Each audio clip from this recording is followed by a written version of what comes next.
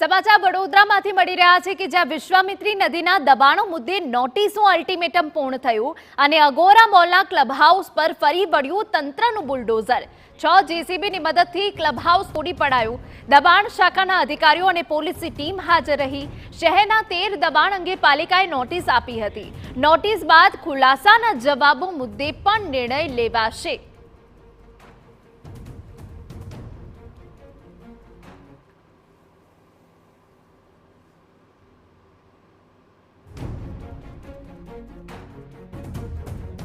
તોડવાની હોય। અમે આવાસના યોજનાઓ માટે આવાસવાળાને અમે ક્લબ હાઉસ તરીકે આપી હતી, પણ નક્કી એવું થયું કે તોડવું છે તો તોડી નાખ્યું। આ પ્રોજેક્ટનો પાર્ટ જ નથી પહેલેથી। જ્યારે મોડલ પણ જોશો, પ્લાન પાસ પણ જોશો, અને અમે આની પહેલાં 3 વાર અમે લોકોએ એફિડેવિટ પણ આપેલા છે કોર્ટમાં। અને બેન કોઈ પણ એવું નથી બેન, કોઈ પણ પ્રોજેક્ટ તમે કોઈ પણ પ્રોજેક્ટ ચાલતો હોય, કોઈ પણ પ્રોજેક્ટમાં તમે જુઓ ટેમ્પરરી બુકિંગ ઓફિસ હોય જ હોય જ, અને જે તે સમયે પ્રોજેક્ટ પૂર્ણ થાય ત્યારે તોડવાની હોય। બેન અજાણતા તો ના જ હોય, પણ કેવું હોય કે જ્યારે લોકો મિસગાઈડ થયા હોય, જ્યારે લોકોને પબ્લિકને રોષ હોય કે મિસગાઈડ થયા હોય, તો જ્યારે તોડવાની હોય તો તોડવાની હોય। એટલે પાલિકા મિસગાઈડ કરી રહી છે? પાલિકા મિસગાઈડ નથી બેન। પાલિકા કેમ મિસગાઈડ કરે કોઈને? કોઈ પાલિકા કોઈને મિસગાઈડ કરતું હોય? જે અમુક આરટી એક્ટિવિસ્ટો હોય કે જે લોકોને ખોટી ખોટી માહિતી કરવાની હોય એના લીધે। હવે જ્યારે સાચું તમે મીડિયા છો, તમને ખબર જ છે કે સાચી વસ્તુ શું છે। સાચી વસ્તુ પૂર કેમ આવ્યું તમે આપ જણાવો, પૂર કેમ આવ્યું? તમે આટલા વર્ષો આટલા ટાઈમ જે પૂર આવ્યું એનું એનાલિસિસ કર્યું હશે, તમારી પાસે જાણ હશે જ એના વસ્તુ। જવાબદાર નથી પૂરના। તમે બેન તમે મીડિયા છો, તમે આરએનડી તમે કર્યું હશે, તમે આ તો એક વસ્તુ થઈ, તમે આખું વડોદરાનો વિસ્તાર કર્યો બેન। 281 મીટર દૂર છે। તમે ગૂગલ મેપ લો, તમે ઇરિગેશન ડિપાર્ટમેન્ટનું લેટર લો, 281 મીટર વિશ્વામિત્ર અહીંયાથી દૂર છે। 281 મીટર બેન પાલિકાની જગ્યા છે।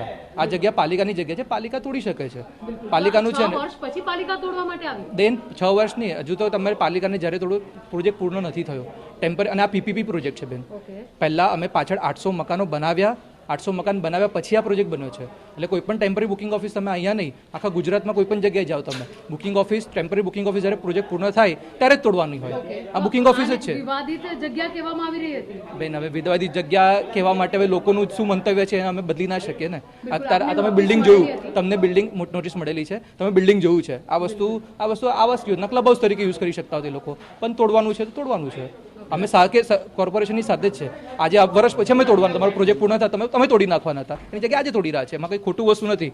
પાલિકા એમની જગ્યાએ બધી રીતના સાચી છે, અને કંઈ એવું ખોટું દબાણ નથી જે ખોટું મિસગાઈડ કરવામાં આવી રહ્યું છે, એ ખોટું દબાણ કરીને અમે શું કરી લીધું બેન? આમાં કંઈ કર્યું કશું નથી થયું। ટેમ્પરરી ઓફિસ છે, ટેમ્પરરી ઓફિસ તૂટી રહી છે, એમાં કશું ખોટું નથી બેન। સેફટી વોલ, તમને એ જ વસ્તુ કહું છું, it is a protection and safety wall. આજે તમે અહીંયા આગળ આવો છો તો સેફટી વોલ કેટલી છે, શાના માટે છે? આજે ભૂતકાળમાં પણ 2013માં માધવનગરમાં જ્યારે ધસી ગઈ હતી માટી, અત્યારે બી ભીનાશવાળું વાતાવરણ હોય, માટી ધસી જાય, 4000 લોકો પાછળ આવાસમાં રહે છે।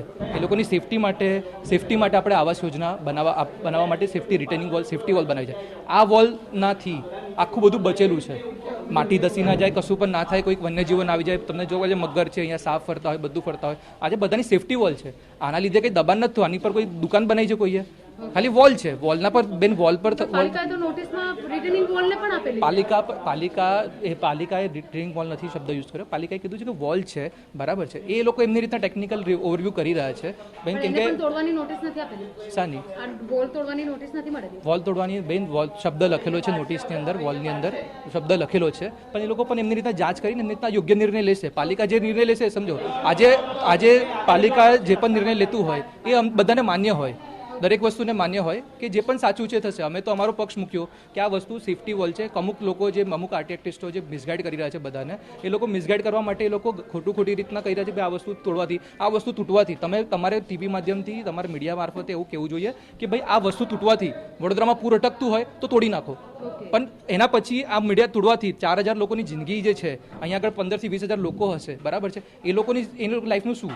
બિલકુલ એ લોકોની લાઈફનું શું? આનાથી ધસી જવાથી બેસી જશે બિલ્ડિંગ કાલ ઉઠીને, તો એનું કોણ નુકસાન?